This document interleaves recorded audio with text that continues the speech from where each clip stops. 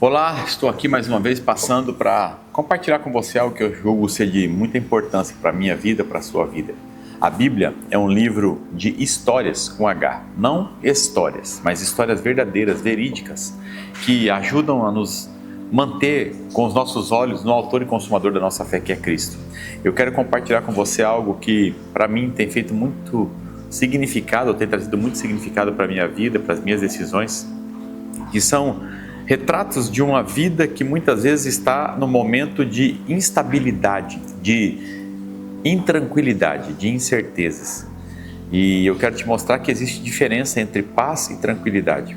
Em Ezequiel capítulo 37, no versículo 10, a Bíblia fala assim, no 9 melhor dizendo, e ele me disse, o Senhor, profetiza ao Espírito, profetiza ao Filho do Homem, dize ao Espírito, assim diz o Senhor Deus, vento que vem dos quatro cantos, ó Espírito, e assopra sobre esses mortos para que vivam. E profetizei como ele me ordenou. Então o Espírito entrou neles e viveram e se puseram em pé e se formou um grande exército em extremo. Olha que interessante. A tranquilidade pode ser o governo das circunstâncias, mas a paz é um governo de Deus. Muitas pessoas passam a vida buscando tranquilidade, estabilidade financeira, ausência de conflitos, conforto e segurança. Mas Deus nunca prometeu apenas tranquilidade, o que Ele prometeu foi paz. Por quê? Porque Jesus é o príncipe da paz. E a Bíblia diz em Romanos, o reino de Deus não é comida, não é bebida, mas é justiça, paz e alegria no Espírito Santo. Então existe uma grande diferença entre tranquilidade e paz. Tranquilidade é quando tudo está calmo ao seu redor. Agora, paz é quando Deus governa no seu interior, mesmo que tudo esteja em volta em guerra ao seu redor. O Vale de Ossos Secos, nesse episódio que nós lemos aqui em Ezequiel capítulo 37, era um lugar extremamente tranquilo. Não havia barulho, não havia luta ou confusão, mas aquela tranquilidade escondia a morte. Existem momentos na vida da gente que aparentemente está tranquilo, mas que existe falta de paz, momentos tranquilos que aparentemente trazem morte, que trazem depressão, tristeza e uma série de outras coisas. Portanto, nem toda calmaria é vida. Às vezes, o silêncio é apenas a voz da morte. E a tranquilidade, ela pode esconder a morte, sabia disso? E aqui está o episódio em Ezequiel capítulo 37. No versículo do capítulo 37 diz assim, pôs-me no meio de um vale que estava cheio de ossos secos.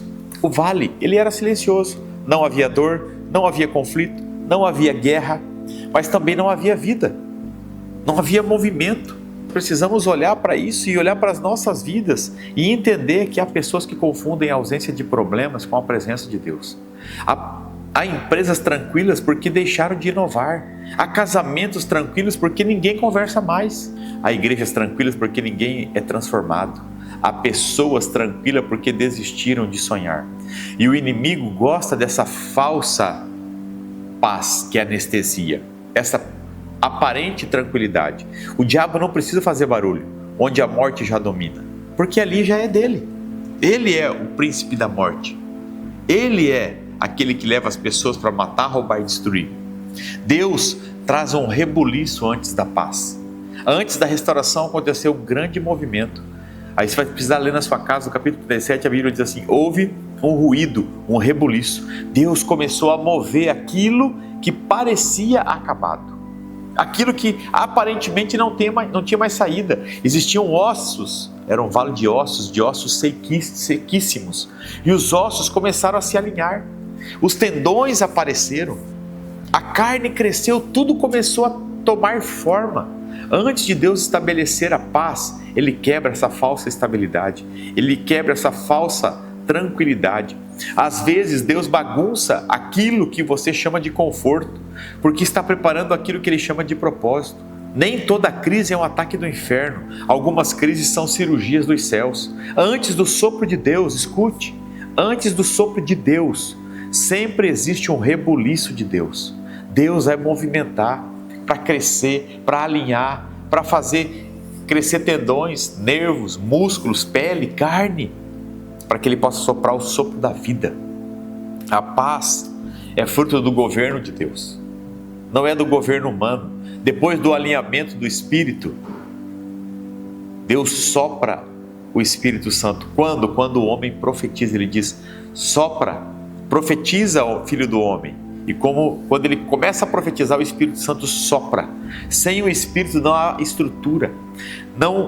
Ainda não havia vida. Havia carne, havia ossos, havia pele, mas não havia vida.